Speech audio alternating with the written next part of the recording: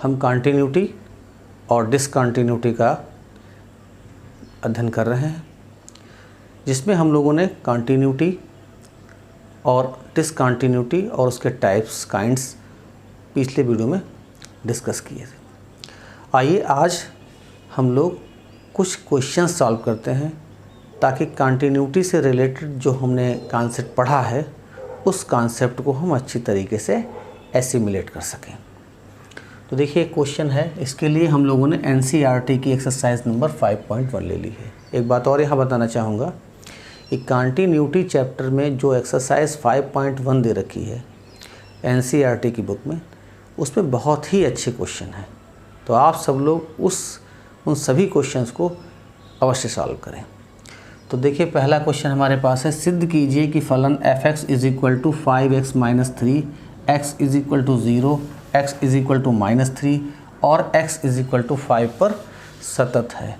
हमको ये दिखाना है कि जो फंक्शन है वो इन पॉइंट्स पर कॉन्टीन्यूअस है।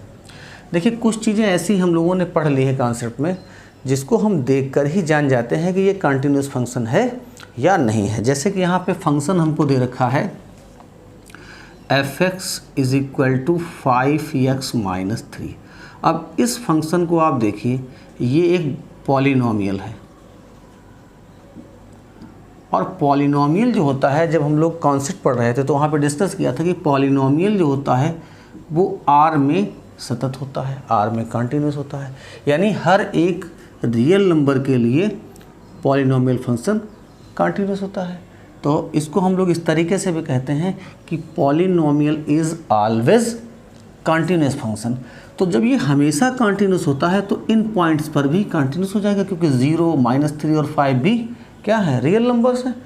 तो हम लोग इसको देखकर ही बता सकते हैं। कभी कोई कॉम्पिटिटिव एग्ज़ाम का दे रहे हों या उस तरीके का कोई एग्ज़ाम दे रहे हों जहाँ पे ऑब्जेक्टिव या मल्टीपल चॉइस क्वेश्चन हो, तो हम लोग यहाँ देखकर ही बता सकते हैं कि कोई भी फंक्शन किसी पर्टिकुलर पॉइंट पर, किसी पर्टिकुलर नंबर पर कंटिन्यूअस है या नहीं है। तो यहाँ ये पॉलिनोमियल है and polynomial is always continuous. Polynomial is continuous in R, so that it is continuous at x = 0, x = -3 and x = 5। तो ये कंटिन्यूस होगा ही, लेकिन यहाँ पर हमको ये चूँकि प्रूव करने को कहा है तो उस तरीके से हम यहाँ पर नहीं लिखेंगे। ये बात हमारे दिमाग में ज़रूर रहेगी।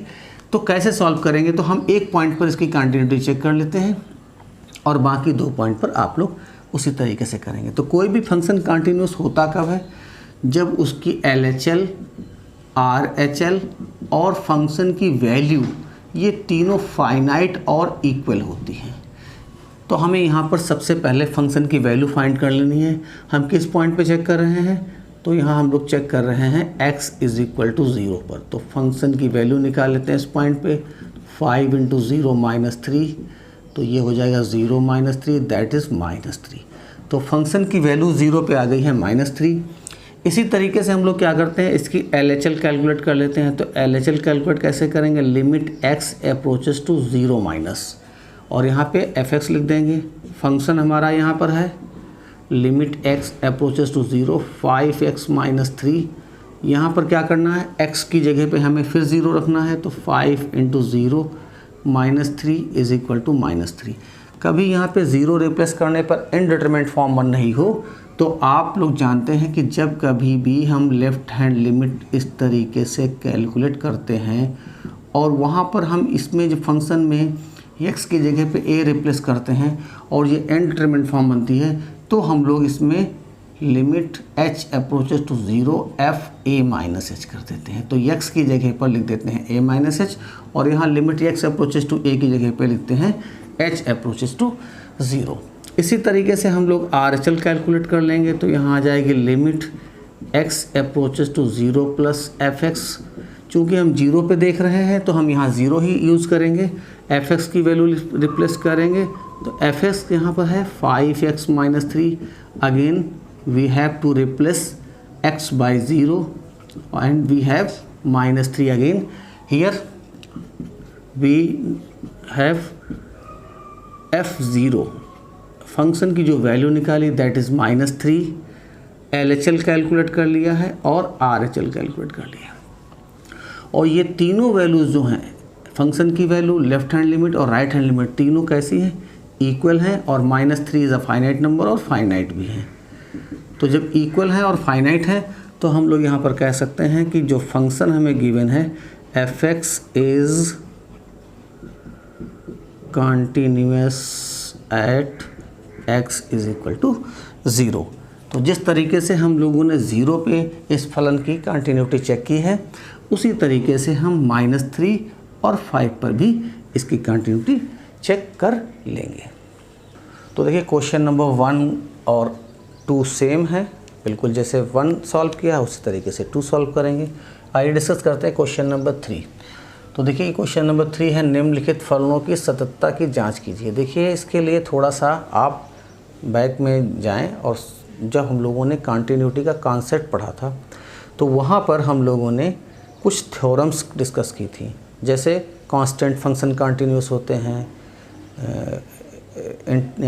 Identity functions are always continuous यानी आर में कंटिन्यूस होते हैं, पॉलिनोमियल कंटिन्यूस होते हैं, modulus function absolute value function वो कंटिन्यूस होते हैं, एक्सपोनेंशियल फंक्शन, और ट्रिग्नोमेट्रिकल में जैसे साइन एक्स है, कॉस एक्स है, या इन्वर्स ट्रिग्नोमेट्रिकल में tan inverse x, cot inverse x, ये सारे फंक्शन जो हैं आर में कंटिन्यूस होते हैं। इसके अलावा बहुत से फंक्शन हम लोगों ने और डिस्कस किए थे जो अपने अपने डोमेन्स में कंटिन्यूस होते हैं। तो ये बात हमको मालूम होनी चाहिए। तो यहाँ पर उसी फैक्ट का हम लोग यूज करेंगे और उस फैक्ट का यूज करके देखेंगे कि ये फंक्शन जो हमें यहाँ पे गिवन है ये कंटिन्यूस हैं या डिसकंटिन्यूस हैं। तो यहाँ पर चूँकि हमें क्या करना है, जांच करनी है, इनको चेक करना है। तो पहला पार्ट हम लोग जब लेते हैं इसका, तो पहले पार्ट में आप देखिए अभी जो हम लोग क्वेश्चन नंबर 1 में डिस्कस कर रहे थे वही बात यहाँ पे आ गई। ये जो फंक्शन है ये क्या है, ये एक पॉलिनोमियल है, हिंदी में कहते हैं बहुपद है। और पॉलिनोमियल के लिए हम लोग जानते हैं, यहाँ पे एक स्टेटमेंट भी लिख सकते हैं, सिंस पॉलिनोमियल फंक्शन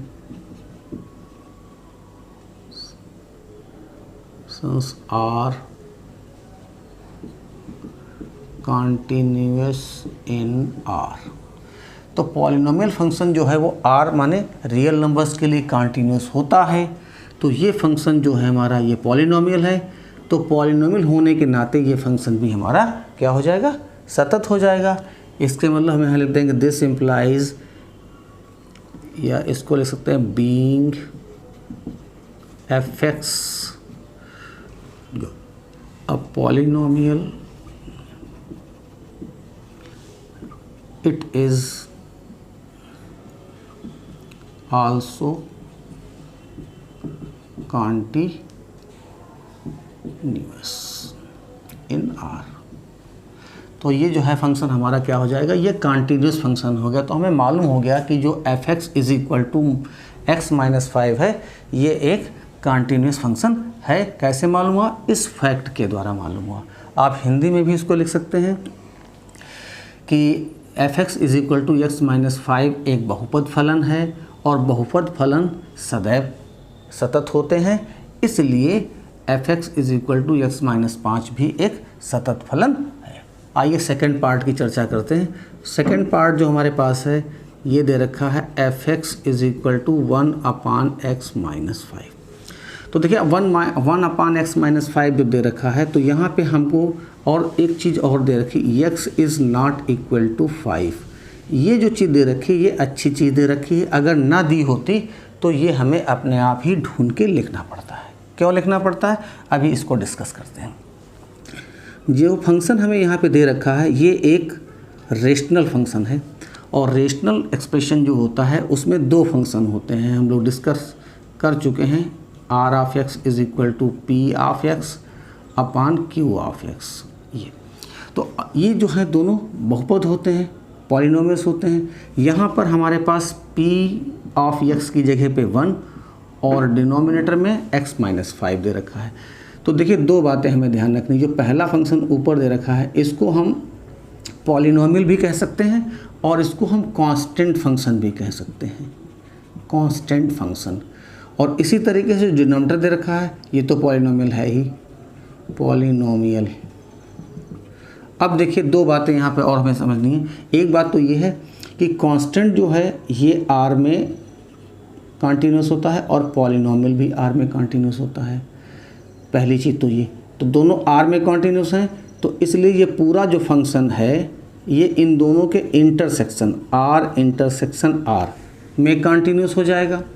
और दूसरी बात यह है कि जो डिनोमिनेटर होता है, हम लोगों ने पढ़ा था कि denominator can not be equal to zero. जब पॉलिनोमियल फंक्शन की डिस्कस कर रहे थे तो वहाँ पे लिखा था q of x is not equal to zero, तो ब्रैकेट में कहीं लिखा था कि d1 intersection d2 minus x such that q of x is equal to zero. तो हमें इसको ज़ीरो नहीं लेना है। तो ज़ीरो ये होगा कब? जब हम x माइनस 5 को ज़ीरो नहीं ले सकते हैं, तो x could not be equal to 5। तो x 5 नहीं है, क्वेश्चन में ही बताया गया है, तो इसे हमें अलग से लिखने की ज़रूरत नहीं है। वैसे हम यहाँ पर इसको लिख सकते थे कि हमारे पास जो डोमेन आएगा वो r इंटरसेक्शन r, दोनों फलन जो हैं उनके डोमेन का इंटरसेक्शन -5, r इंटरसेक्शन r निकालेंगे तो r आ जाएगा और यहाँ पर -5 आ जाएगा। तो यहाँ पर हम जब लिखेंगे इसका रिज़ल्ट तो क्या लिखेंगे? ये कैसा फंक्शन है? ये एक रेशनल एक्सप्रेशन है, और रेशनल एक्सप्रेशन में क्या होता है, ये दोनों पॉलिनोमियल होते हैं, और पॉलिनोमियल फंक्शंस जो होते हैं वो कैसे होते हैं? वो हमेशा कंटिन्यूस होते हैं, इसलिए रेशनल एक्सप्रेशन भी हमारा एक कंटिन्यूस फंक्शन हो जाएगा। इस चीज़ को हम यहाँ पर लिख सकते हैं। इसको हम दूसरे वर्ड्स में भी लिख सकते हैं कि जो ऊपर न्यूमरेटर है हमारे पास है वो एक कांस्टेंट फंक्शन है, तो लिख देंगे since 1 is a constant function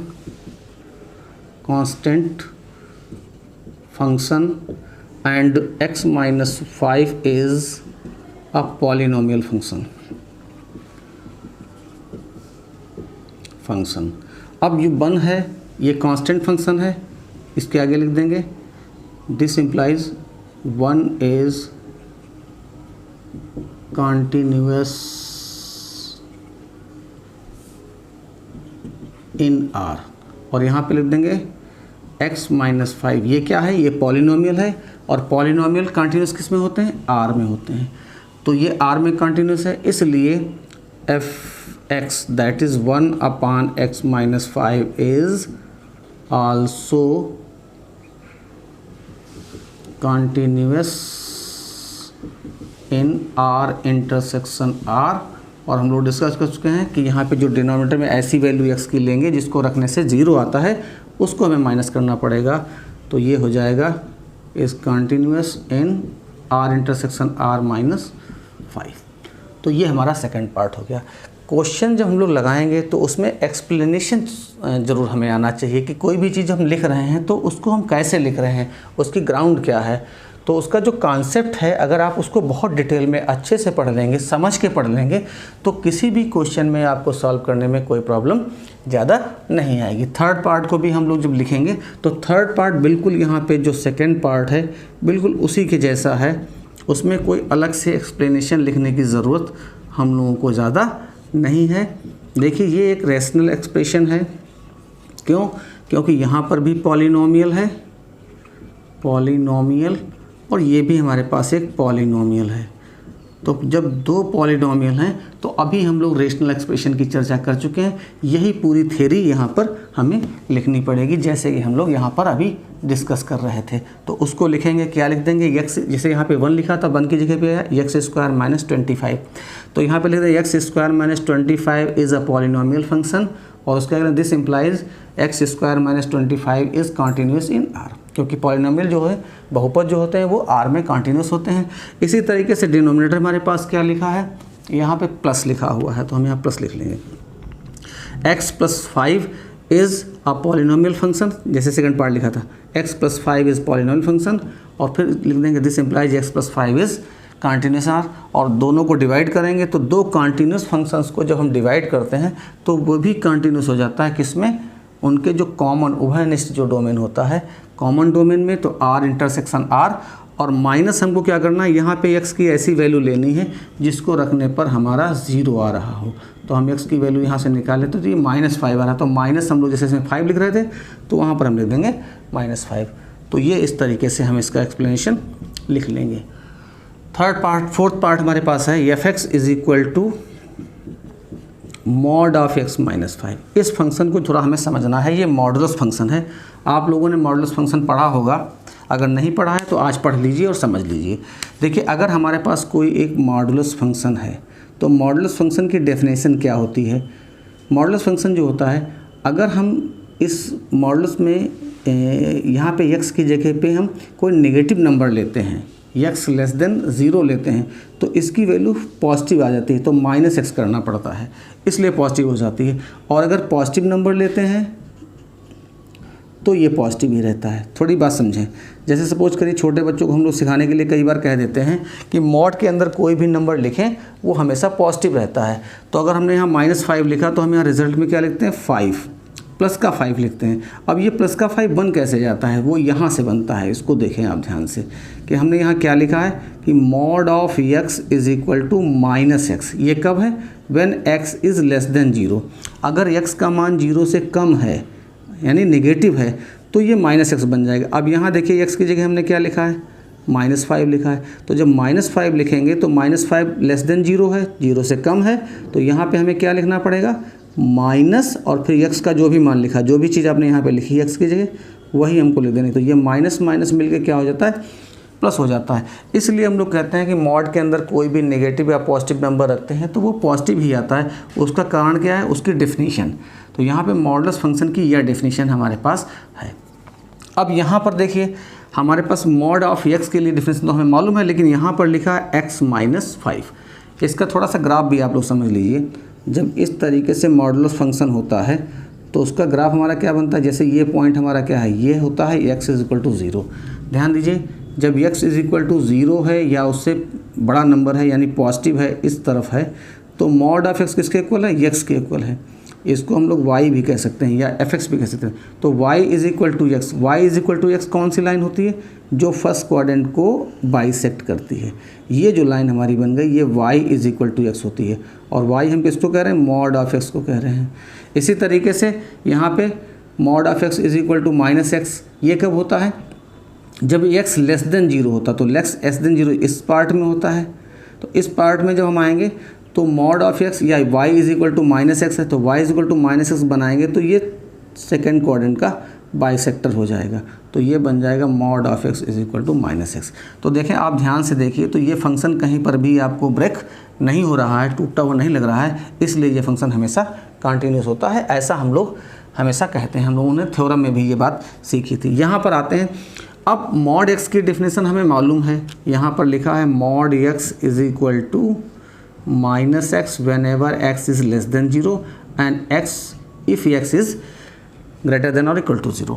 जब कभी भी आपको इस टाइप का कोई क्वेश्चन मिले, अब जैसे ये मॉड है और यहाँ मॉड में x था, लेकिन x की जगह पे यहाँ पे हमने एक नई चीज़ लिख दी है, x माइनस 5 लिख दिया है। तो जब हम नई चीज़ लिखेंगे तो ये हमें बताता है कि ये हमने कंपोजिशन कर दिया है। क्या कर दिया है, कंपोजिशन कर दिया। यहाँ दो फंक्शन का कंपोजिशन हो गया है, x की जगह कोई नई चीज़ आ गई है। जैसे यहाँ पे मॉड x है, अगर हम लिख दें mod of e raise to x या मॉड ऑफ साइन x लिख दें या मॉड ऑफ लॉग x लिख दें, तो देखिए x की जगह हम नई चीज़ लिख रहे हैं। या यहाँ पे लिख दें मॉड ऑफ x स्क्वायर लिख दें, मॉड ऑफ x प्लस 2 लिख दें। इस तरीके से कोई भी फंक्शन हम लिखेंगे तो जब x की जगह कोई भी नई चीज़ लिखेंगे तो वो हमारा हो जाएगा कंपोजिशन। अब यहाँ पर ये क्या है, it is the composition of two functions. तो कौन कौन से टू फंक्शन है, एक फंक्शन तो हमारा ये हो जाएगा जिसको हम लोग लिख देते हैं f1x is equal to mod of x, और दूसरा फंक्शन लेते हैं f2x। देखिए ये तो मॉड ऑफ x, मॉड का निशान लगा तो मॉड ऑफ x हो गया, और इसके अंदर हमने क्या लिखा, ये दूसरा फंक्शन हो गया हमारे पास x माइनस 5। अब इन दोनों फंक्शन का हम कंपोजिशन करें तो कंपोजिशन के लिए फार्मूला हमारे पास क्या होता है, तो कंपोजिशन का फार्मूला जो है ये होता है f composition g of x is equal to f of g of x। इस तरीके से लिखते हैं। तो अगर हमारे पास ये है, अगर हम यहाँ पर इसको f1 और f2 लिख दें तो यहाँ f1 आ जाएगा और यहाँ पर f2 हो जाएगा।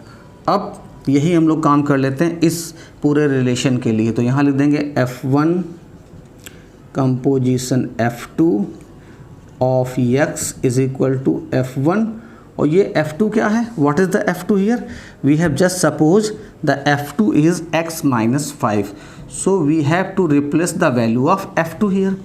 Now the f1 is considered as mod of x. f1 क्या है, f1 है f1x is equal to mod f x, और अगर हम f1x की जगह यहाँ लिख दें x माइनस 5 तो क्या हो जाएगा, मॉड ऑफ x माइनस 5, तो ये बन जाएगा मॉड ऑफ x माइनस 5, ये बन गया हमारे पास। तो देखिए आप लोग ध्यान से देखिए, ये पूरा फंक्शन हमारे पास आ गया f1 composition f2 of x is equal to mod of x minus 5, और ये मॉड ऑफ x माइनस 5 हमारे क्वेश्चन में गिवन है, ये क्या है, ये fx है, तो हम लोग इसको चाहें तो fx इज इक्वल टू भी लिख सकते हैं।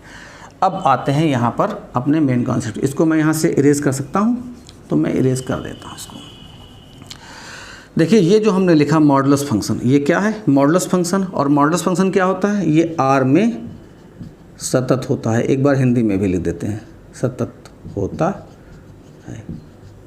आप लोग इंग्लिश में लिखना चाहें तो लिख सकते हैं modulus function is continuous in r। इसी तरीके से ये पॉलिनोमियल है, और पॉलिनोमियल भी r में क्या होता है, कंटिन्यूस होता है। यहाँ पर हम लिख रहे हैं ये दिस इज़ ये मॉड ऑफ x माइनस 5, ये क्या है, ये कंपोजिशन है, इन दोनों फंक्शन का कंपोजिशन। तो जब कोई दो फलन कंटिन्यूस होते हैं तो उनका कंपोजिशन भी कंटिन्यूस हो जाता है। इसका मतलब ये वाला फंक्शन भी क्या हो जाएगा, भी r इंटरसेक्शन r में सतत है। अब r इंटरसेक्शन r क्या हो जाएगा, r इंटरसेक्शन को हम r ही कहेंगे क्योंकि दोनों का इंटरसेक्शन निकालेंगे तो r हो जाएगा, तो r में क्या हो जाएगा, सतत है। तो इस तरीके से हमने ये लास्ट पार्ट भी देख लिया, ये किस तरीके से हमारा फंक्शन सतत हो जाएगा। इस तरीके के बहुत से क्वेश्चन आपकी एक्सरसाइज में लास्ट में दे रखे हैं, 31, 32, 33 एंड 4 उधर लास्ट में दे रखे हैं, तो आप उन क्वेश्चंस में भी यही कॉन्सेप्ट यूज़ करेंगे और उसको सॉल्व करेंगे। आइए एक और क्वेश्चन देख लेते हैं, क्वेश्चन नंबर 6। यफ के सभी असतत बिंदुओं को ज्ञात कीजिए। अब हमें यहाँ पर we have to find the point of discontinuities. तो डिसकंटिन्यूटी अगर इस फंक्शन में है तो उनके हमें वो पॉइंट पता करने हैं, अगर है तो, अगर नहीं है तो फिर कोई बात ही नहीं, तो उस पर कोई बिंदु होगा ही नहीं। अब ये जो फंक्शन दे रखा है, इस टाइप के क्वेश्चन बहुत से मिलते हैं और हम लोग इनको सॉल्व करते हैं। तो इस क्वेश्चन को सॉल्व करने की बहुत बढ़िया एक ट्रिक मैं आपको बता देता हूँ, उसको आप लोग अच्छे से समझ लीजिए। देखिए सबसे पहले हम एक नंबर लाइन ड्रॉ कर लेंगे, ये हमारा रफ वर्क है, एक तरीके से नंबर लाइन ड्रॉ कर ली। यहाँ पे पॉइंट देखिए आपको क्या दे रखा है, x इज इक्वल टू 2, ये 2 लिखा है। इस तरीके का एक्सप्लेनेशन हम लोगों ने लिमिट में भी किया था। तो अगर इस टाइप का एक्सप्लेनेशन या इस टाइप का जो हम लिख रहे हैं यहाँ पे, वो अगर आप समझ जाएंगे तो फिर आपको कोई भी क्वेश्चन कभी कठिन नहीं लगेगा, बहुत आसान हो जाएगा ये। तो देखिए ये यहाँ पे लिखा है x लेस देन और इक्वल टू, तो लेस देन और इक्वल टू ये पार्ट हमारा हो गया, ये पार्ट हमारा हो गया लेस देन और इक्वल टू। तो इस पूरे पार्ट को हम लोग कहेंगे x लेस देन और इक्वल टू, और इस पार्ट में फंक्शन हमारा क्या है, फंक्शन हमारा है fx is equal to 2x plus 3। अब आते हैं दूसरे पार्ट के लिए। दूसरा पार्ट हमारा है x greater than equal to 0। तो x greater than equal to यहाँ से शुरू होगा, इसके बाद में जो ये पॉइंट है इसके जस्ट बाद में शुरू हो जाएगा, इस पॉइंट के जस्ट बाद में। इसमें हम 2 को इंक्लूड नहीं करेंगे क्योंकि यहाँ इज इक्वल टू का साइन नहीं लगा है, इज इक्वल टू का साइन यहाँ लगा है, तो जहाँ पे इक्वल का साइन लगा होगा उसी में उस 2 को हम इंक्लूड करेंगे। तो ये हमारा यहाँ पर बन गया, यहाँ पे क्या है x ग्रेटर देन 2, और यहाँ पर फंक्शन हमारा है fx is equal to 2x minus 3। अब आती है बात, मेन बात जो हमें समझनी है। देखिए इस पार्ट में और इस पार्ट में 2 अलग अलग फंक्शन हमारे पास डिफाइंड हैं। तो पहला काम हमारा ये होगा कि हम इन फंक्शंस को अलग अलग देखें सेपरेटली कि ये फंक्शन इस इंटरवल में कंटिन्यूअस है या नहीं है। इसी तरीके से दूसरा फंक्शन भी अपना जो डोमेन यहाँ दे रखा है, जो इंटरवल उसका दे रखा है, उस इंटरवल में कंटिन्यूअस है या नहीं। पहली चीज़ तो हम इनको अलग अलग चेक कर लेंगे, और उसके बाद में जब अलग अलग चेक हो जाएंगे तो फिर जो पॉइंट, जिस पॉइंट पर ये दोनों फंक्शन जुड़ रहे हैं, क्या उस पॉइंट पे एक्चुअली ये जुड़े भी हैं। ऐसा तो नहीं कि हम यहाँ पे फंक्शन तो दे रहे हैं लेकिन ये दोनों जुड़े ना हो। अगर जुड़े हैं तो फंक्शन कंटिन्यूस है, और अगर ये जुड़े नहीं हैं, बीच में गैप है, क्रैक है, तो इसका मतलब है ये डिसकंटिन्यूस है। तो यहाँ पे देखते पहले इस पार्ट को हम लोग देख लेते हैं। अब देखिए ये जो पार्ट हमारे पास है, इस पार्ट में हम देखेंगे कि ये जो फंक्शन हमको दे रखा है 2x प्लस 3, ये कैसा फंक्शन है? ये एक पॉलिनोमियल है, पॉलिनोमियल।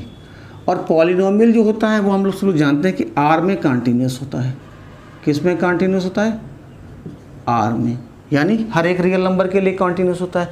तो जब हर एक रियल नंबर के लिए कंटिन्यूस होता है तो जो है यहाँ पे नंबर हमें दे रखा है, जो इंटरवल दे रखा है x लेस देन और इक्वल टू 2, इसमें भी ये कंटिन्यूस हो जाएगा। 2x plus 3 is also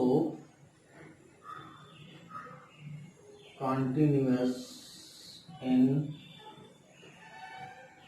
interval के फॉर्म में नहीं लिख रहे हैं, तो फॉर x लेस देन और इक्वल टू 2। तो जब x प्लस 2 r में कंटिन्यूस है तो 2x plus 3 x less then और इक्वल टू 2 में भी कंटिन्यूस हो जाएगा। इसका मतलब ये पूरा फंक्शन इस पार्ट में कंटिन्यूस है।